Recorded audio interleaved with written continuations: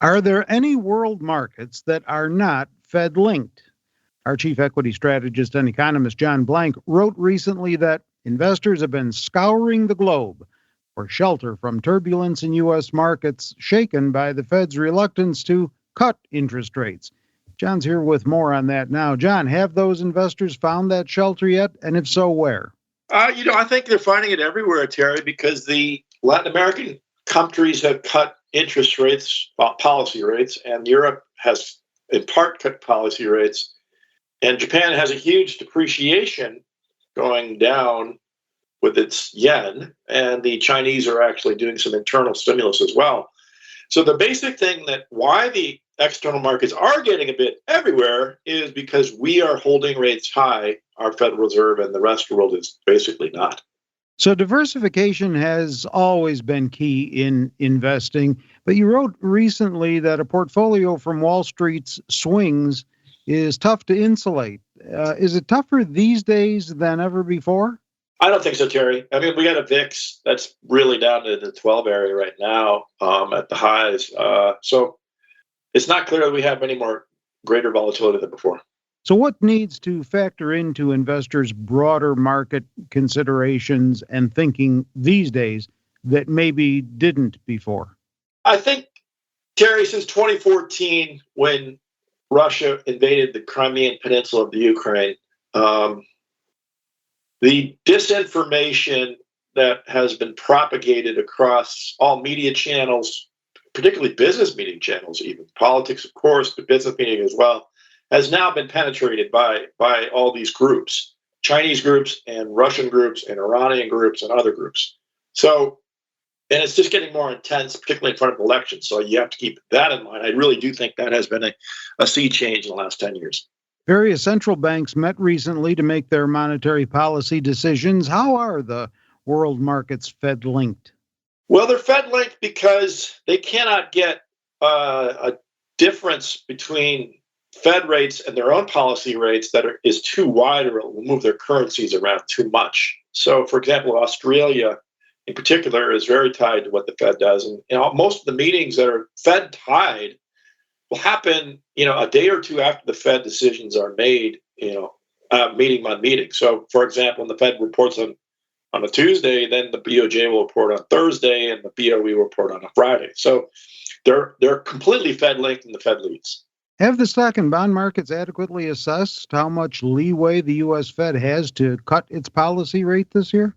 I don't think so. I mean, we've had, we started the year with the market pricing 25 basis point policy rate cuts for 2024.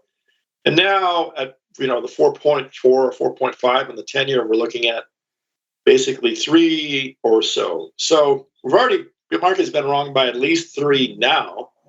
And there's plenty of evidence that they won't cut at all. So that 3 may also be wrong. So no, I think stock and bond markets are just fighting the Fed really interestingly. And we'll see who wins. Published reports say recent CPI data has prompted investors to price in 2 rate cuts this year. What do you think about that?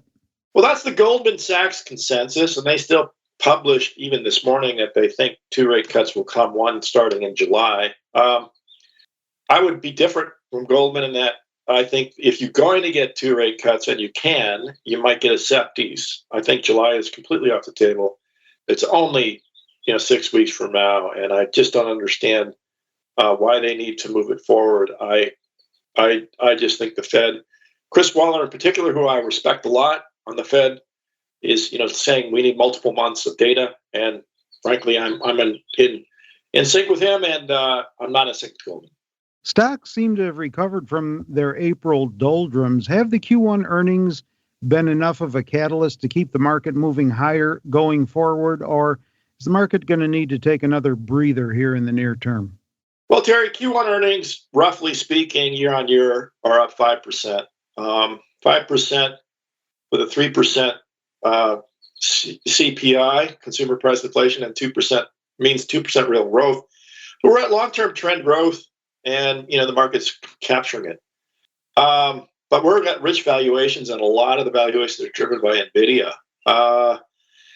So I think, we're in a curious situation with NVIDIA that we can't move higher now that NVIDIA's priced in most of its upside.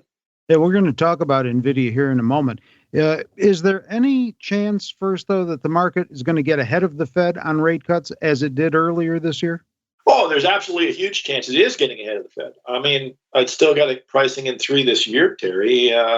So the Fed, the market just won't give up on these rate cuts at the Fed. And the reason is because they're already seeing them in Latin America and in Europe, where they're just kind of saying for sure it's going to happen. I definitely agree with that. I just don't think the timing of that thinking is appropriate. It's going to be far later than the market thinks. Okay, NVIDIA, as you mentioned a moment ago, quarterly results came out on Wednesday, May the 22nd. That's a strong buy stock that's been on your radar, and others include Arista Networks and Coinbase Global. Yeah, so these are darling stocks, Terry. We got NVIDIA up 9.7% this morning at 1,040 after earnings. Just to give you an idea, though, what's fascinating, the forward price earnings ratio is 39, which is not that high.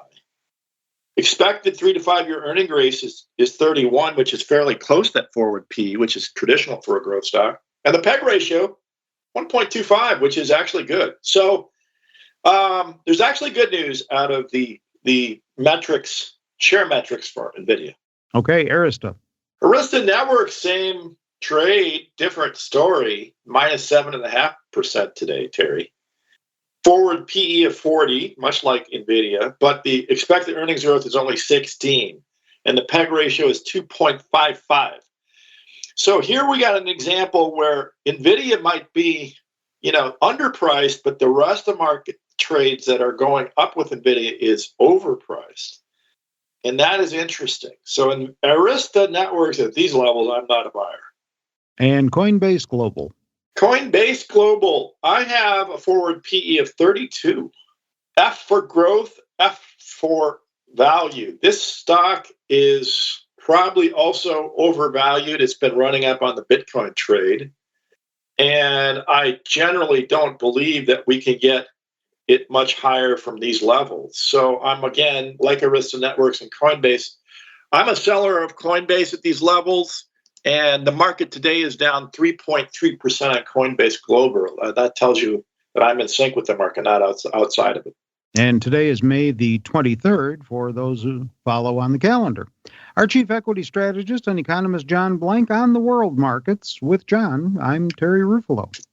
This material is being provided for informational purposes only, and nothing herein constitutes investment, legal, accounting, or tax advice, or a recommendation to buy, sell, or hold a security. Do not act or rely upon the information and advice given in this podcast without seeking the services of competent and professional legal, tax, or accounting counsel. Publication and distribution of this podcast is not intended to create, and the information contained herein does not constitute an attorney-client relationship. No recommendation or advice is being given as to whether any investment or strategy is suitable for a particular investor. It should not be assumed that any investments in securities, companies, sectors, or markets identified and described were or will be profitable. All information is current as of the date herein and is subject to change without notice. Any views or opinions expressed may not reflect those of Zacks Investment Research as a whole.